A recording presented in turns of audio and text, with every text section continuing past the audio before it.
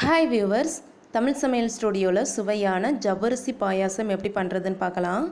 நான் இப்போ 100 கிராம் ஜவ்வரிசி, அதாவது அரை கப் ஜவ்வரிசியை 1 மணி நேரம் முன்னாடியே நல்லா சுத்தப்படுத்தி ஊற விட்டு வச்சுருக்கேன். ஒரு பாத்திரத்தில் தண்ணீர் எடுத்துக்கலாம். 100 கிராம் ஜவ்வரிசிக்கு 1/2 லிட்டர் தண்ணீர் எடுத்துக்கோங்க. இதை நல்லா சூடுபடுத்தலாம். இன்னொரு பாத்திரத்தில் 2 டீஸ்பூன் நெய் சேர்த்துருக்கேன். நெய் சூடான உடனே முந்திரி பருப்பு உலர் திராட்சையும் சேர்த்துட்டு நல்லா பொன்னீர் ஆகிற வரைக்கும் வேக விடலாம். பாருங்கள், நல்லா வதங்கியிருக்கு. இப்போ இதை தனியாக எடுத்து வச்சிடலாம்.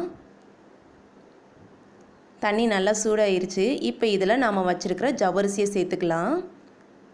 ஜவ்வரிசியை ஊற விட்டுட்டு அதுக்கப்புறம் இந்த மாதிரி சேர்த்துக்கிட்டா சீக்கிரமாக வெந்துடும். இந்த ஜவ்வரிசி நல்லா கண்ணாடியாக ஆகிற வரைக்கும் வேக விடலாம். இப்போ பாருங்கள், நல்லா வெந்திருக்கு. இந்த மாதிரி நல்லா வெந்த உடனே இதில் பால் சேர்த்துக்கலாம். 100 கிராம் ஜவ்வரிசிக்கு 1/2 லிட்டர் பால் சேர்த்துக்கலாம். அதாவது 2 கப் பால்.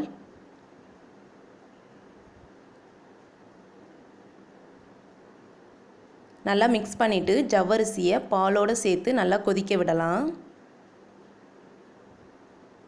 இப்போ பாருங்கள், நல்லா கொதித்து வந்திருக்கு. ஜவ்வரிசி நல்லா வெந்திருக்கு. இப்போ இதில் சர்க்கரை சேர்த்துக்கலாம். 100 கிராம் ஜவ்வரிசிக்கு 100 கிராம் சர்க்கரை சேர்த்துக்கலாம். அதாவது அரை கப் சர்க்கரை. இந்த சர்க்கரையை நல்லா கரைய விடலாம். சர்க்கரை கரைஞ்சி நல்லா கொதித்து வந்திருக்கு. இப்போ இதில் நாம் வச்சுருக்கிற முந்திரி பருப்பு உலர் திராட்சையை சேர்த்துக்கலாம். சேர்த்துட்டு எல்லாத்தையும் நல்லா மிக்ஸ் பண்ணி விட்டுக்கலாம்.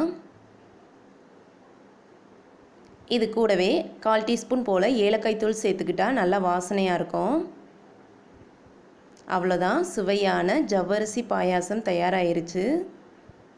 ரொம்பவும் சிம்பிளாக பண்ணிடலாம், டேஸ்ட்டாக இருக்கும். கண்டிப்பாக நீங்களும் இதை மாதிரி ட்ரை பண்ணி பாருங்கள்.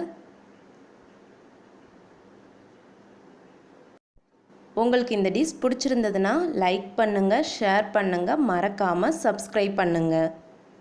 தேங்க்யூ.